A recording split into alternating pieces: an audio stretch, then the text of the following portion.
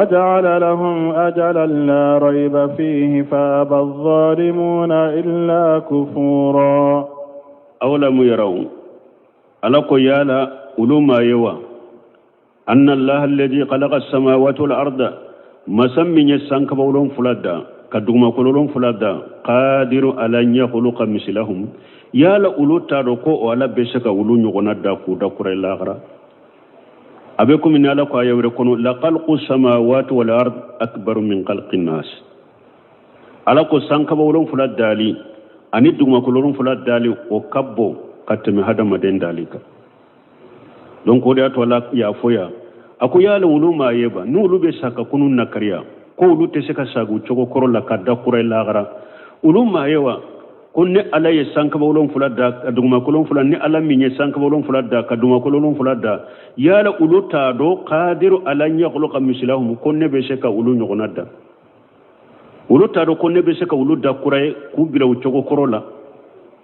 wajala lahum ajala la riba fihi min yu kadali kurayne aneka kununi lagara ala ye sarati de kala sarati mi shikatala nana nawa ala bukunu fa ba jalimuna illa kufura me to nyali kala chama banna ka hujan mina usonna munna kafiriya ngaloni kafira yode mina kacinya bila to nyali kala chama قل لو أنتم تملكون خزائن رحمة ربي إذا لأمسكتم خشية الإنفاق وكان الإنسان قتورا. يقول تعالى لرسوله على بافو أكتشيدين مسامين كورتالين صلوات الله والسلام عليه نيالا كتنونيو أنا ككشيبا كتشيدين قل لهم يا محمد أفو يا محمد لو أنكم أيها الناس ni أو تنكر هدم دون تملكون تصرف في قجائن الله لامسكتم قشة الإنفاق على كان نيما مرالين نا يسر نيما من بي على بلو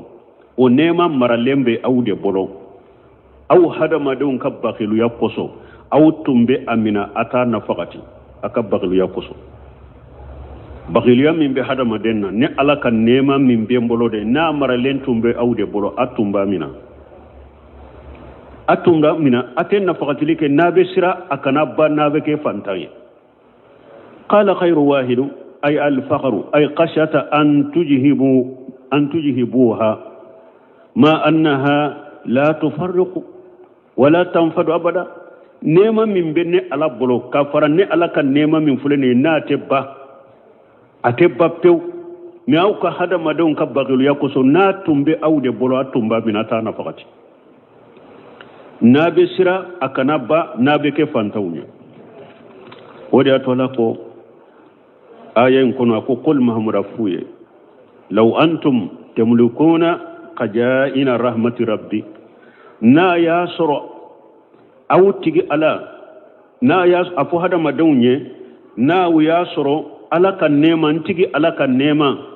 amara yoro na yasra tumba awde bolo ijja o wakati lamsakutum aw tumba minata nafaqati munna qashyata al-infaq atumba mina abesira akana nafaqati akana ba pour bagriya min bi hada madina wa kana al-insanu qatura hada madin fule bagilude do bagilan manuwan qatura kure munye hada madenye bakhilude hada madenye kumantila bakade temmin babulo nema min babulo akanka do yoroma ba kumantiate doy wa qala allah ta'ala ala ko yawrakono am lahum nashibu min al muluk akoya la hada madon ni yoro de ba aw bolo ni yoro de ba aw ye ala kamralila wa fayijja na yasuru ni ala kan nema min fulenye hada madon ni yoro be aw bolo ala لا ياتون الناس النقيرا أو تنت تمر كلون كفه وني من بيده أو تنتو يغنا دين مقوما نا يسرني على كنيما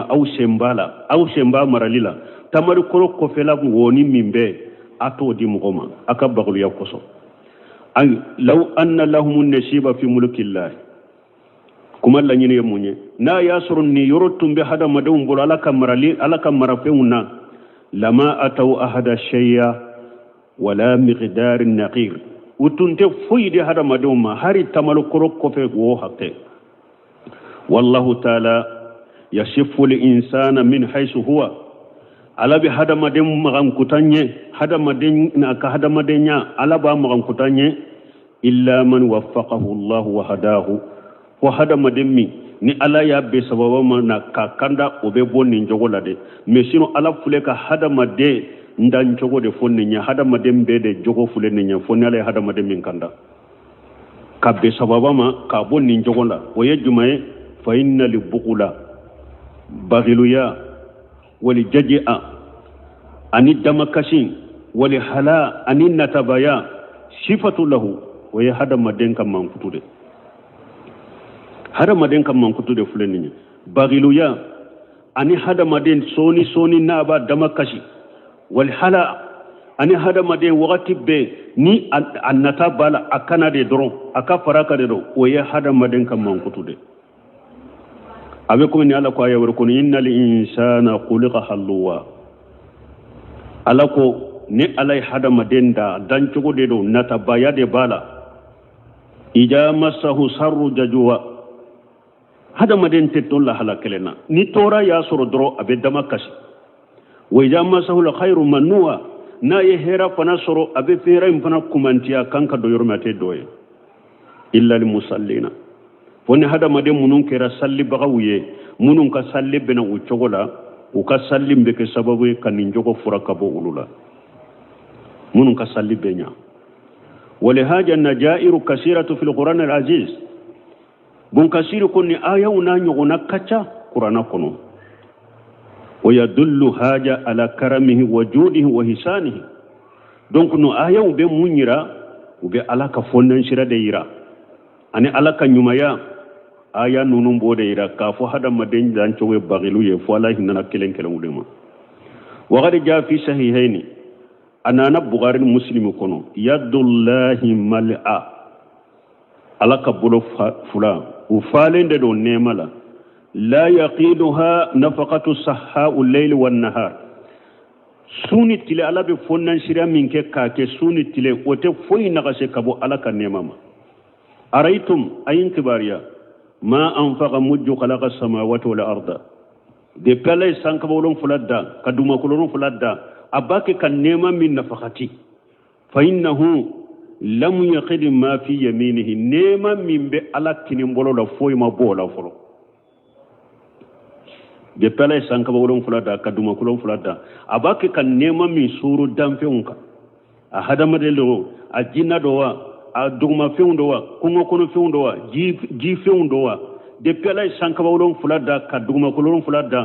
alaka bolo fula falendo nema de la mais depuis sanka bolo fula duma kolon fula dara suni tilala be fonnan shiriya minke kake damfeunka nema mimba kini bolo da foy man na ka bola folo fonnan shiri masari ne awa me alako ni nema min fule nenye na tumbe hada madende bolo ko abamina ko aka bagilu ya kosore ko abamina atanna fakati na be sira kana ba ko alagi kana ke fantanye إلا ما رحم ربي ألا يا لو من خلق بل ما لا بقدم في وندو ده ألا بقدم في وندو بل مسانكو منو فله كا يودمبي كتا سنة ما أمبا فامبي سنة لا ومنا ni أمبا فمنو بودمبي كتا سنة ما أمبا في كان يرى كروسي كودو ده لا sino ate komi mugo tolla gosilendo namba fi munum budambi kata sunna ma yere korosi de do parce que ni ko ni njogo be sunna mogo wala abe komi kata e wa sebo wala tabina o tabita mogo ye sunna mogo ye o jogo sabatoka mais ni ko munum budambi kata sunna ma donc sunna mogo haqiqa bora mais ni e ko sunna mogo bete sunna mogo beninke ima sunna mogo be la gosiwa kata salafu la mogo sunna mogo ya be la gosi odi ato ni be kodo koy abe mogo bolo munum budambi kata sunna ma bu ulu de bolo iba fo munum budambi kata sunna ma pour ikana ta sunna mogo beta munum bu dambe kata sunna man balmo nimba qilu ya nyo nyale be wulude bolo ufule ka fo sunna me ukanna folo illa marahim rabbi kelen ubula de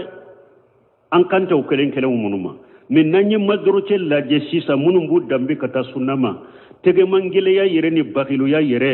ala ko nalen fule ube dina demelen fule ube munun jolen do dina ku deme wulude tege no ka bolo ka gele kateme be kawla illa marahim rabbi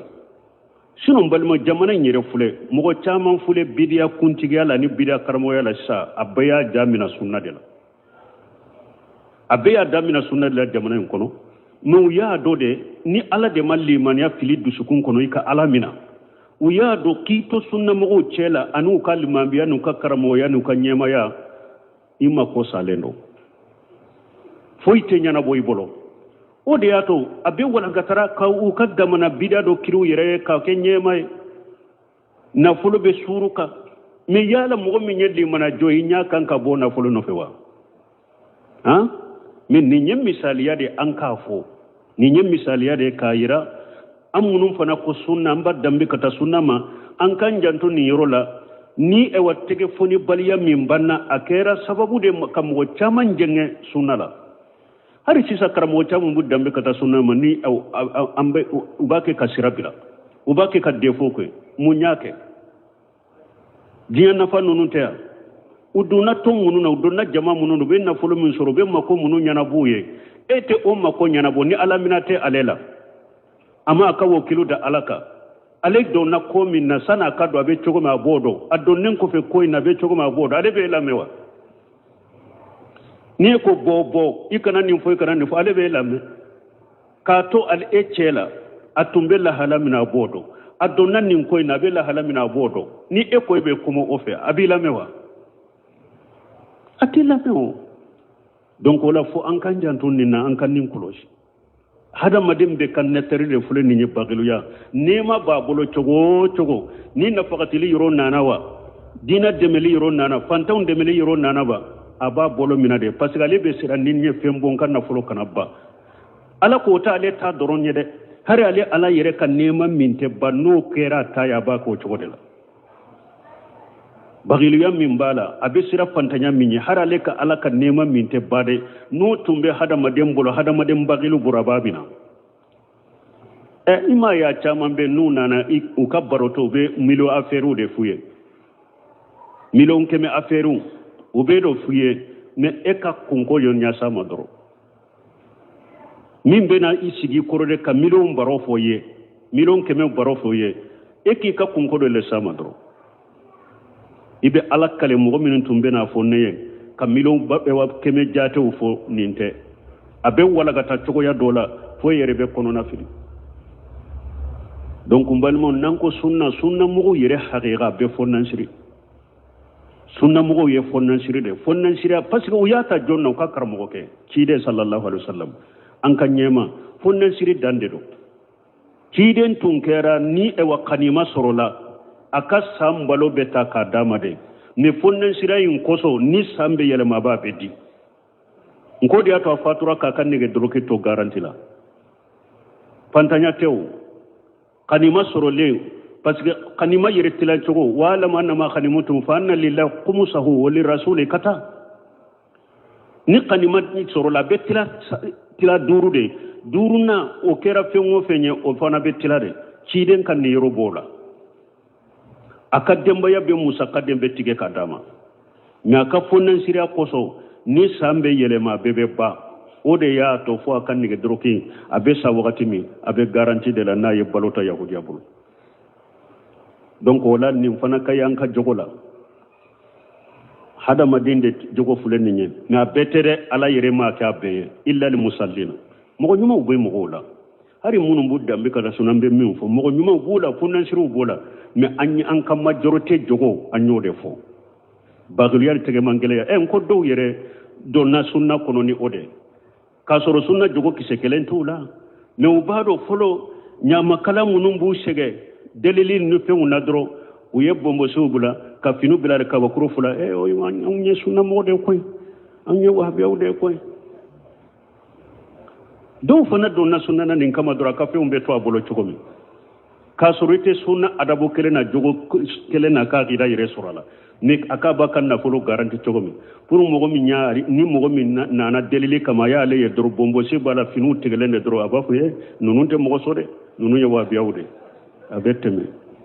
ne salo le afia ala kan jogo nya ala kan ke fonnan siruye aha. ولقد آتينا موسى 9 آيات بينات فاسأل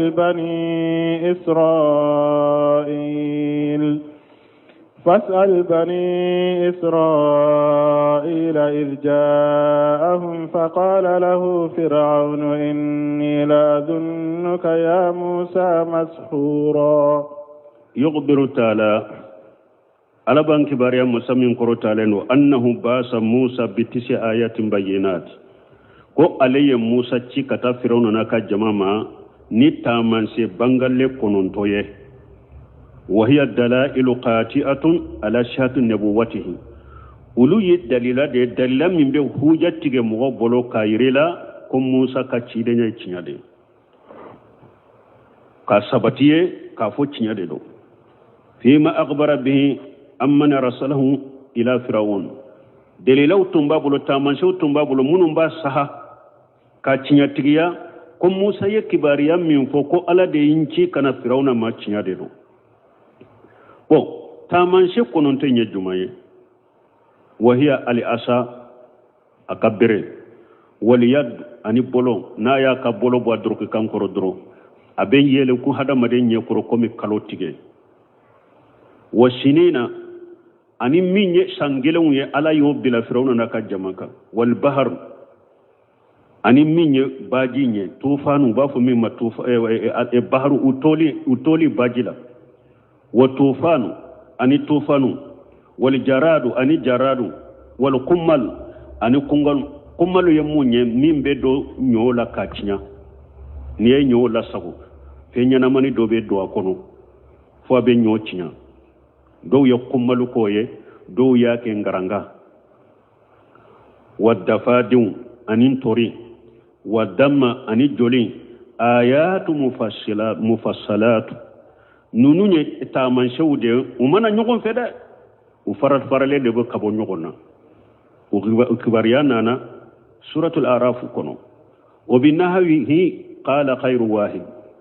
بون كاسير كوم مين فلن ني مغو ين فو دوني كبا ولا هاني مغو كلنتي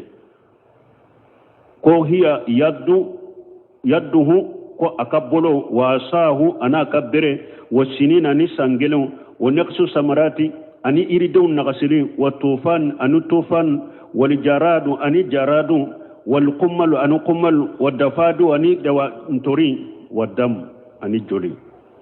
donc nim min fule kononto min fule ninye nununde ye munasaba kateme munu nye baharu faraka baharu nta yere utora jila ola mi ayatu mufassalati nununde do al qawlu jahiru jaliyu hasanu qawiyu wa haja al qawlu tuma bun kasir yen nin kuma fulana fo aken nin kuma min fule ninye jahiru jaliyun hasanu qawiyu akon nin kuma kunnin kuma bangalende do kunnin kuma jelende do kunnin kuma kanyi kunnin kuma simbentialendo ka fotisha ayati yen nununde yad wa asahu wa shinina wa naqsu samarati wa tufan wal jarad wal qummal wad dafadu wad dam donc nin kononto nin tamanse kononto ala yen nunundi Musa ma kata Firawna ma o suratul araf dama do bena tufanu jaradu alqummalu dafadu dam nunum bena suratul araf ka ya kono kutugu nyogona nin cogoda wajala li hasan al-basri sinina wa naqsi samarati wahidata tumam al-hasan al-basri alekon ewa tamanse konon to injate minye sangelema nunu ani ewa irun naqasilun alew ke kelende wa indahu anna tashiyatu hiya talaqquf al-asa donc ali hasan bolo kononto ali hasan basaru bolo kononto ne jumae bereye e wa kadabali munun kononike ale kononto nake waye fastakbaru wa kanu qauman mujrimin mais ala ko yun yere bonya kabon nimbema o kera mogoye mogo mununye signali kelawuye donc o de fule ka fonni aya kono wala qad atayna Musa tishi ayatin bayyinati ala ko ale taman se kono to bangalendi Musa ma ka ci kata Firauna mani taman se nonu fashal bani Israila idi jaahum ala ko ci de ma bani Israila kaw nyinen kake tuma min Musa nana umma ninin taman se kono tonye fa qala lahu Firauna ko Musa ma inni la adunnuka ya Musa masuhura ako Musa ne eddankaniya eye mugoddabalilende tuma min Musa ye tamanse kononto imbe yira Musa la Firauna la aye monjabi ko Musa ne dankaniya lembaka ko eye mugoddabalilende aye ninde ke ka Musa jabi قال لقد علمت ما أنزل هؤلاء إلا رب السماوات والأرض بصائر وإني لأظنك يا فرعون مسبورا يدوكو ساهر موسى نيدان كانيا دبالي كلاده يفلكنا نين نونوني دبالي ودي ne dankaniya dabali kelade Musa fana ya jabi qala Musa ko laqad alimuta ako wallahi Firauna yere ya do ma anjala haula illa rabbus samawati wal ard nini ninta man she kononto minnana Firauna wallahi yere bado cho ko fuyi man nunun jigi fo sankabawlon fulatigi ala ani duma kolon fulatigi ala yere bado ko fuyi man nunun jigi ni alate ibodo cho basaira nununi feunde do ube kenedeka basaira ube kenedeka ube awachinya de ira mogola fana ube ala de ira mogola yere bado cho ko ala de nunun jigi Firauna me yala Firauna konta do wode ya to ni aya ko so doni ke bawo ko ala ka ala ya ka fo ala de ala de damfe bedda ala de sankabalon fula dam masai ala de dugma kolon fula da Firauna tumbado nin tawhidu rububiyya Firauna tumbado de mi ayan nankariya yere bonya de kama dura ni tonyali sino abado cho parce que ni Musa fule nyogon soso de law na ya soro Firauna bado cho ka fo ala mujigi atumba fo Musa ya ala mujigi na ya fo ama fo ufule nyogon da yoro de la ufule nyogon soso yoro de la ka huja jo nyogon ka ako wallahi Firauna yere bado nin taman she kononto min fule nin ne nana nuye wallahi Firauna yere bado ko foyi man nunun jigini alate sanka bolon fula tigala dunga kolon fula tigala yere bodo basaira nunun ye yeli fende nube ala yira mogola kala ka kele banta yira mogola Firauna yere bodo ma fontado wodi atala ko wajahadu biha wa sayqanata anfusuhum juluman wa ulwa ala ko Firauna banna alaka alaya mare me annin dan kanale mbana ko alabe me banna makannan kariya de doro juluman wa ulwa to nyali ani yere bonya de doro ye alaka alayan nan kariya sina bado cho ala yere yo fa ya wore kono o ko fe Musa ko ma wa inni la ajunnuka ya Firauna masbura Musa fana ko Firauna ma ko Firauna ne fana e jate mina ki jigi ki dankane ya nay ke ye mo halakilende ne fana dire mo halakilende mbalimo ni qur'ana kono ni ala ko qur'ana kono udu ila sabili rabbika bil hikmati wal mawjati hasana ayo wolele ke kata tigi ala ka sirama ni ko donye ani wajuri chogonyuma ko donye juma ni aya abe mu yirala nanna ni aya wore faranyogonka abe hikima yiranna ka fo hikima yede nogoya kanka kay nyoro min kanka nogoya o nogoya hikima yo ode yoro min kanka geleya o geleya de kana masalaha kala hikima yo ode aya fulanye juma aya fulo ala ko chogodi tuma ma tumbe Musa ni Haruna ci wa qula lahu qawlan layyina ijhaba ila fir'auna wa qula lahu qawlan layyina la'allahu yatajakkaru aw yakhsha tuma mi abu ci fula shi kata Firauna ma Firauna ye masake de amma fo aye sigi shaw salu fawjani be derla kenin ninni kodoko inkaro alani mana ka kuma mimbaruka ka masake unnani ka inkaru ke masake ka keneka benyana ko dobu ka delila ke ko ala yere ko ewa Musa ni Haruna ma wa qula lahu qawlan layyina ko ako ayan yere yahuja yere ka fulo akwala ko chogori ijihaba ila fir'auna akwala ko ayta fir'auna fede eska akwala ko Musa ni Haruna ka jobbede de kono kanani akwala mo fu ako ijihaba ila fir'auna akwai tafele kasur Musa ya cidende Haruna ya cidende me alama fu Musa ne Haruna kai jobbede kono de kare kono de misiru e way salliro wulade fir'auna ala de yancima akete uyo fo ala ku katafe alama daga ye koy ka masakau nani mimbaru kade ko ika inkaru ku ga alanan har Musa min yala ka ci da nya fir'auna ya kafiri da akwale ala yere me ala ku katafe wa qula lahu qawlan layyina aka kuma nugo ma faye fanaha ni nya ala ka ci da nin fula yala ka ci da ni nya ala ka jiguye akwale ala ya fana me wona tabe hikma kanka ke ni rola no yade kanka ke folo parce que wala ku kun folo de do folo u ka kenin no yai a wala kun folo de folo ni nye u cito de folo ni nye katama u ka damina no yala kwa hikma yode u ka damina no yala folo wala ta ko kula law qawlan layyina aye kuma majiglen fay kuma no ma lalla ana tasha na miri ana sira lanya qawlan layyina wada to Haruna Rashidi ko karamogo do nana ma ko Haruna Rashidi ako binna na mbi wajude e pintan ko yade mba gele yai kade ako makoti ka wajulla ako ni nek jugo yara chogo ngaw sa Firauna ko ne man jugo kateme Firauna kaw ni e fana kera doni ke ba chogo nyana chogo ebe Musa ni Haruna bo ala ko Musa ni Haruna ma ku ka kuma no ma fu Firauna ka jugo ne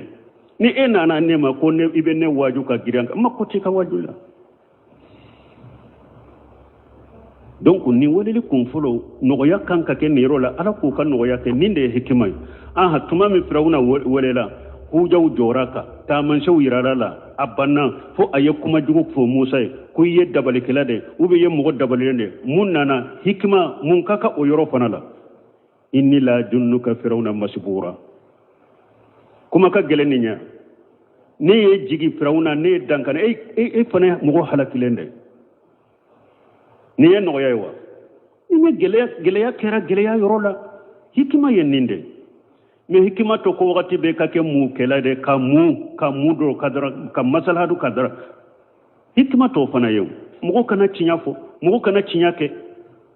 mo kana bidia mo ka bidia fo mo kana fo ninde tauhidi ka tauhidiya fo mo kana wali ke kata sunna ma o de hikima yawa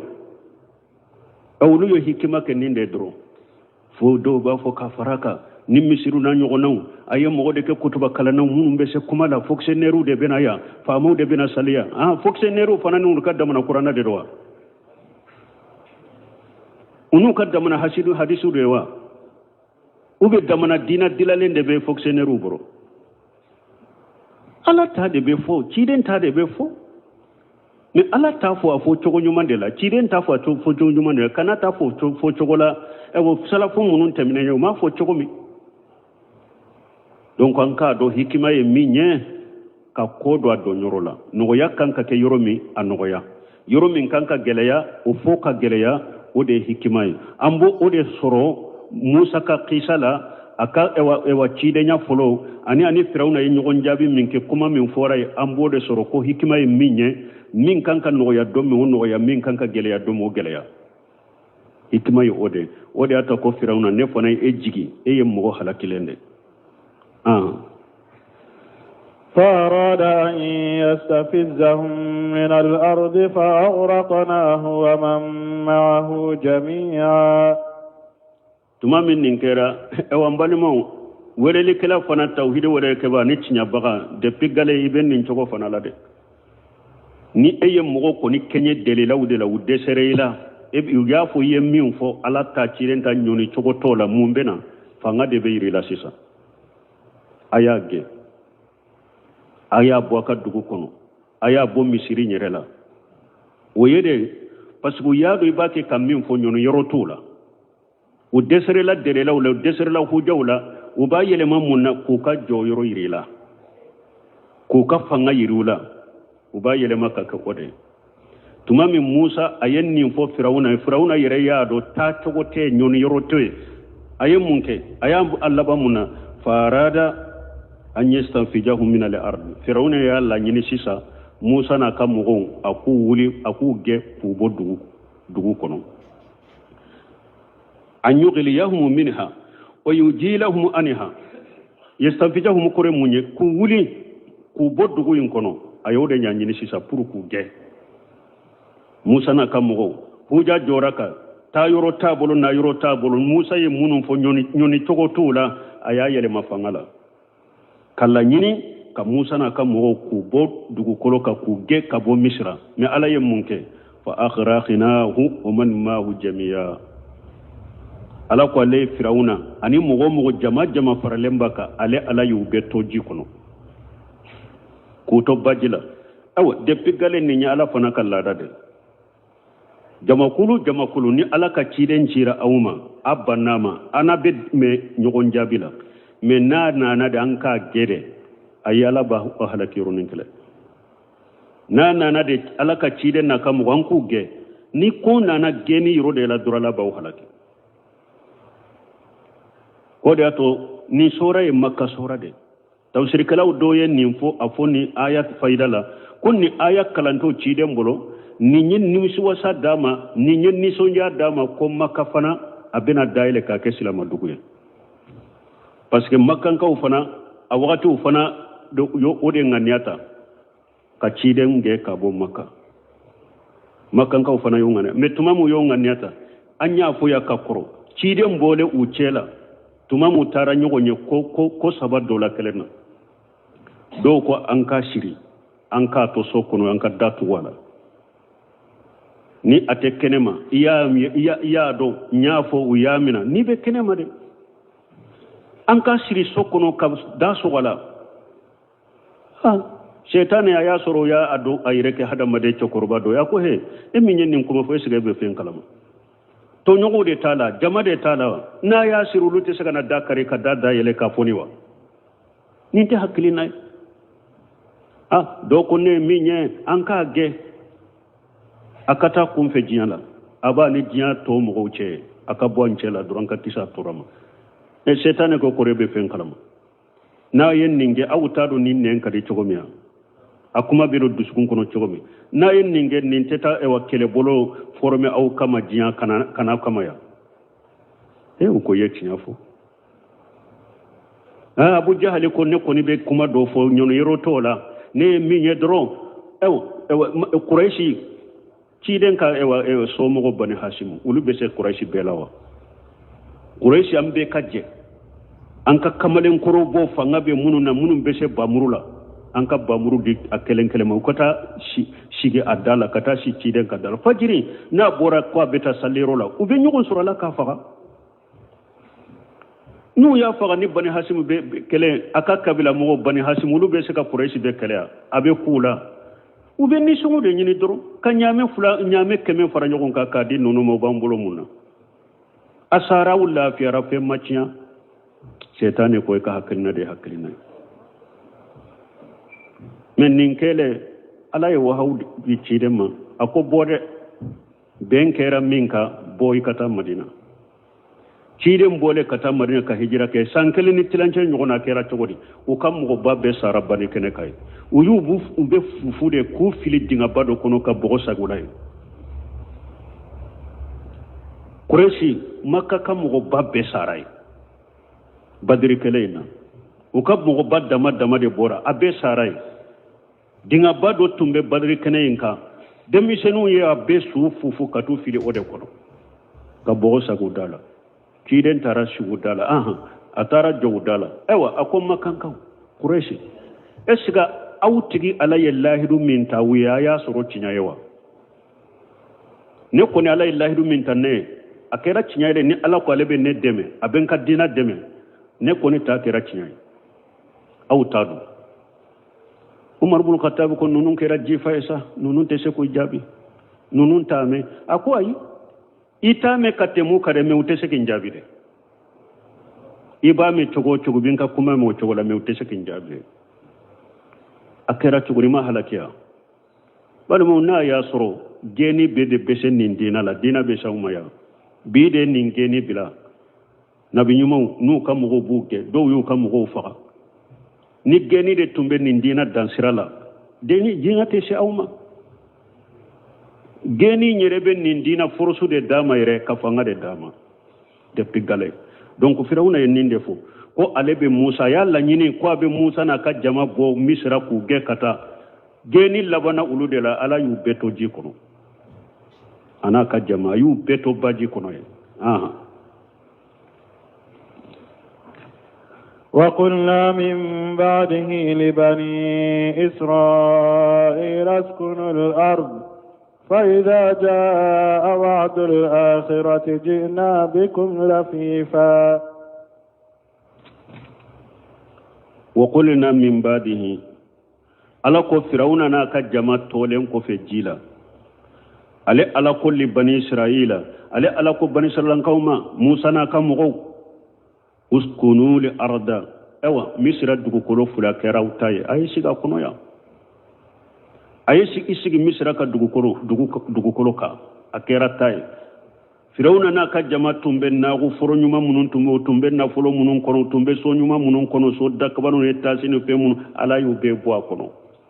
على يوبو ابي كونو كوتو جيلا كا بيتشينيا دي اتشينيا دي موسى نا كا مغم اكواي سيغي مصر دغكولو كا فإذا جاء وعد الآخرة من الله غرق الله دوننا ساككونو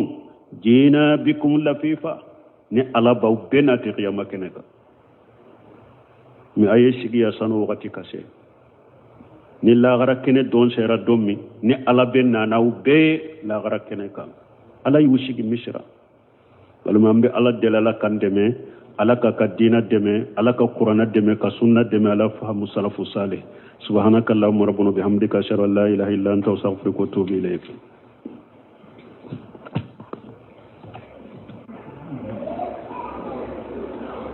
سورة الإسراء آية بكم تنيناني أعوذ بالله من الشيطان الرجيم بسم الله الرحمن الرحيم وما منع الناس أن يؤمنوا إذ جاءهم الهدى إلا أن